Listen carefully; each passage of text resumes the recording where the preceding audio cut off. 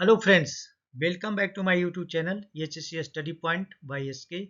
आज हम बात करेंगे how to maintain lifting tackle safety, यानी कि लिफ्ट उठाने के लिए जिन टैकल्स का हम इस्तेमाल करते हैं उसकी सेफ्टी को कैसे मेंटेन करें, किन किन चीज़ों का ध्यान रखें जिससे वो सुरक्षित हो, सेफ हो।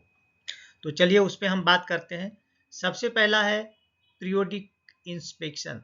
तो जितने भी लिफ्टिंग टूल्स एंड टैकल होते हैं उसका पीरियोडिक इंस्पेक्शन मतलब समय से समय पर उसका चेक करना ज़रूरी है, ताकि अगर उसमें कुछ प्रॉब्लम आती है या कुछ गलत चीज़ें उसमें है या कहीं टूट गया है या कुछ क्रैक आ गया है तो उसका पता चल जाए।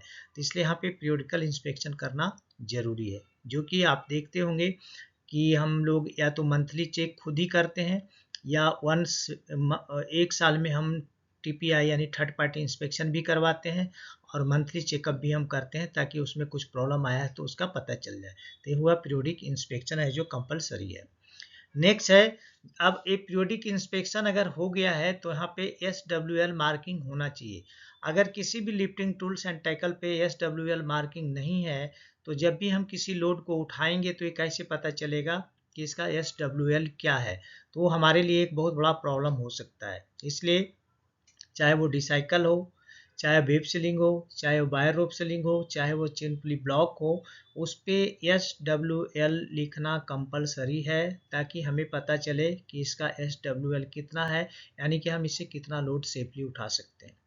नेक्स्ट है फ्री फ्रॉम कोरोजन, यानी कि इन सारी चीज़ों में जो खास करके मेटेलिक जो है, जैसे वायर रोप सीलिंग हुआ, डिसाइकल हुआ, चेन सीलिंग हुआ, इन सारी चीज़ों में रस्ट नहीं लगना चाहिए। रस्ट लगने से उसकी कैपेसिटी धीरे धीरे ख़त्म हो जाती है और वो ख़राब हो जाता है।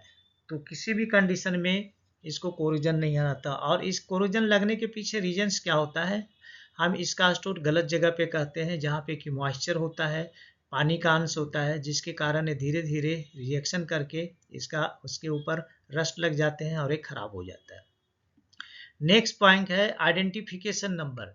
जब भी किसी लिफ्टिंग टूल्स एंड टैकल का इंस्पेक्शन किया जाता है तो उसका आईडी नंबर हमें मेंटेन करना होता है रजिस्टर में, ताकि हम आसानी से पहचान सके कि इस आईडी का नंबर अभी पे कहाँ पे कौन सा लोकेशन में यूज हो रहा है।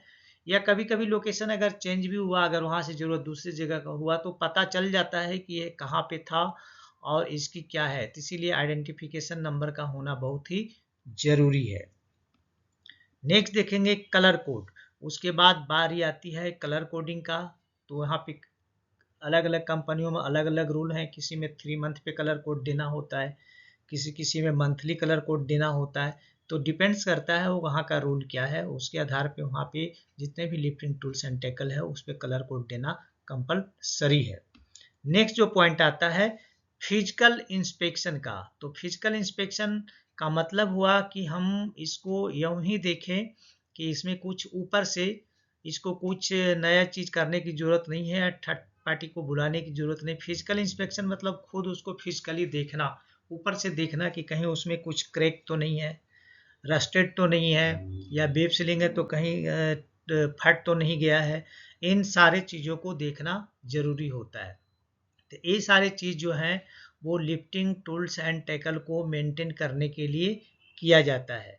तो अगर हम इन सारे चीज़ों को करते हैं तो हमारा lifting tools and tackle safe रहेगा और उसको हम आसाम से मेंटेन कर सकते हैं। एक बार फिर से हम देख लेंगे पॉइंट को। पीरियोडिक इंस्पेक्शन होना चाहिए, SWL मार्किंग होना चाहिए, फ्री फ्रॉम कोरिजन उस पर जंग नहीं लगा होना चाहिए, आइडेंटिफिकेशन नंबर उस पर होनी चाहिए, कलर कोड सब पे किया होना चाहिए, एंड फिजिकली इंस्पेक्शन भी ज़रूरी है, जिससे पता चले कि टाइम टू टाइम उसमें कुछ प्रॉब्लम तो नहीं हुआ है या गलत इस्तेमाल से ख़राब तो नहीं हो गया है।